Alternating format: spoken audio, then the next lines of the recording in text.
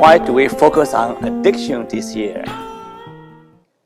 So here's my answer, okay? Here's my answer for the benefit of everybody else. Every other year, we have a meaning conference, and we usually choose a theme or conference theme that is timely, that is related to the fundamental issues of logotherapy or existential psychology, okay? Now, if you have read Frankl referred to the mass neurotic triad, which is addiction, depression, and aggression, okay? That's one reason. The second reason is that somehow addiction is a fundamental problem or phenomenon of the human condition. That somehow people need to be addicted to something. You know, addicted to your lover, addicted to power, or addicted to something that brings this psychological excitement or positive effect. So for these two reasons, we want to focus on addiction, okay? The last reason is more pragmatic because addiction affects everyone. Almost every family has been touched or affected by addiction problems. Maybe pornography, or internet, or gambling, or alcohol, or drug. So that's a real problem there, especially in Vancouver. Vancouver is the addiction capital of Canada. And so we have to deal with that, okay? Now, Vancouver downtown east side. Have you been to Vancouver downtown east side? That is the most famous drug scene. And Hollywood will come to Vancouver downtown east side to shoot, films about what a homeless drug addict looks like, how they live. Okay? And so we are honored to have here Dr. Akbar, who is the addiction chief of Fraser Health Authority. So we're honored to have you here, and I hope you can help clean up the drug problem in Vancouver, right? Okay. Now, I mentioned the problem of addiction, so let's move on. Now, this is important now, okay? I say about what contribute to addictions. Or in other words, what is the nature of the problem? Like Ken Hart reached that issue, right? What is the nature of the problem? Because your attribution, your interpretation will determine your recovery. Okay? Your attribution of the problem of addiction will have profound effect of treatment and recovery. For example, let's say genetic predisposition. Now, the medical doctors like to say, oh, well, there's a gene for everything. There's a gene for dishonesty, there's a gene for drinking, there's a gene for gambling, there's a gene for everything. So I can't help it. I am genetically predisposed to addiction.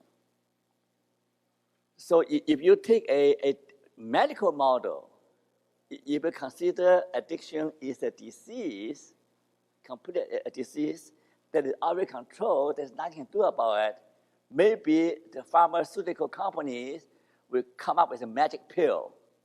You pop the pill in your hand, in your mouth, and then your problem is solved. And then they get rich, the and they will get rich, right? They are trying to create, a pill for intelligence, a pill for addiction, a pill for everything. Okay? But if you take that view,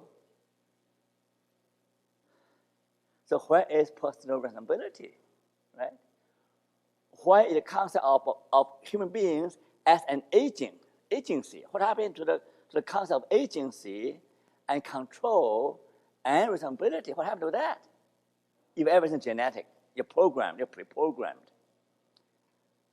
Under the second view, which is more appealing to me, is from our friend Viktor Frankl, right? He's saying that, well, addiction is related to existential vacuum.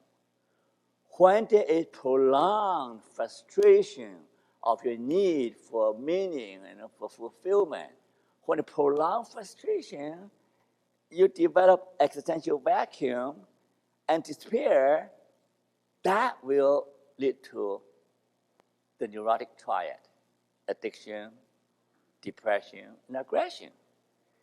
When you get more serious, okay, then you develop some kind of mental illness, okay? But at this stage, it affects the whole population. Now, the third approach, which favored by many psychologists, is that about it's just too much stress. There is a breaking point for everyone. Do you believe that? Have you seen the movie Falling Down?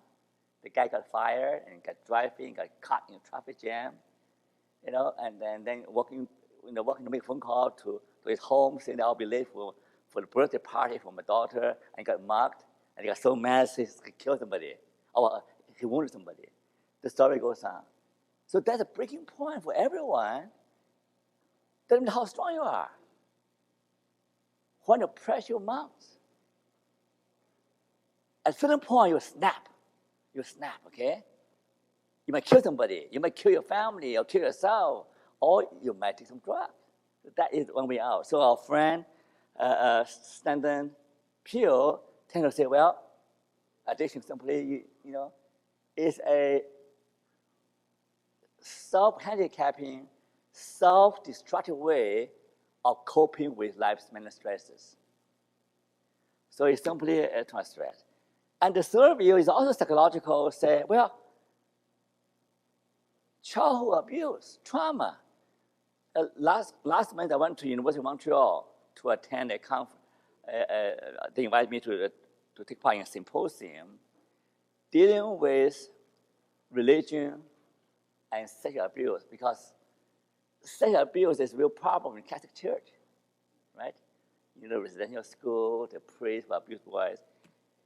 When you hear many people present in that symposium, they were abused when they are children. They were abused by the priest, they were abused by the clergy, some of them were abused by the parent. So that is what happened. This is my wife, by the way. She's having fun. Okay, did I touch something? Nope. This computer doesn't like me. I'm retarded, okay? I'm retarded in computer. Okay? So then mom helped me out. I mean, when I hear the story, you see, after 20, 30 years, after intensive psychotherapy and counseling, they say the anger and the pain was still there. The anger, the pain. So how do you numb the pain? And how do you free yourself from the anger that tears you apart, inside out? They go to the bottle of some kind of self-medication. Okay? So that is, again, dealing with trauma. And finally, there's a sociological interpretation, like Bruce Alexander, who is one of the sociology professors in SFU. He retired now. You know him? Bruce Alexander. Yeah, he was my host when I came there as a visitor. Okay. Now you know his view, right? Yeah. The rules of addiction is capitalism. It's capitalism. Why? Because this ruthless cut-through competition result in some people getting very rich, some people getting very poor. The poor got dislocated and displaced. They lose all the ties with the community, the ties with the family. There's a deep-seated need for human beings for attachment, for belonging. So when people are displaced, right, and they're homeless in a sense, psychologically, and they take to drink and alcohol addiction for, and finally the poverty and crime. In Afghanistan, the American government, Canadian government, cannot stop this poppy fields because people are so poor. That's the most lucrative business. That's how they survive. There are many factors. It's a multi-factor, multi-determined. Addiction is multi-determined. So there's so many things contribute to addiction. So not a single one of any of these explanation is by itself sufficient. The many factors, okay? Viktor Frankl says the existential vacuum is the feeling of meaninglessness not only underlies the mass neurotic triad, depression, addiction, aggression, but may eventually in what logotherapy call a noogenic neurosis, some kind of neurosis resulting from meaninglessness. Now, logotherapy is developed to address the issue of existential vacuum, to address the issue of noogenic neurosis. Now, here's interesting, okay? Frankl said logotherapy is a spiritually oriented therapy. Okay? That's why he explained in his writings that the therapy, real therapy, takes place not at a physical level or psychological level, but at a spiritual level. Now, that's refreshing. Now, he said that way back in the early 40s, before any of us caught on to the importance of spirituality. Nowadays, everybody jump in the bandwagon of spirituality, right? Everybody. But people do not give credit to Frankl because he's the first one. He talked about logotherapy as a ministry to medicine. The medicine cures the body, but that's not good enough.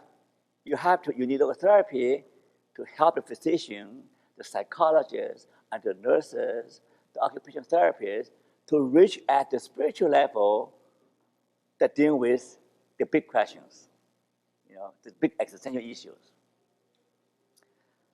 So the other point from logotherapy is that inside us, we all have this defined human spirit.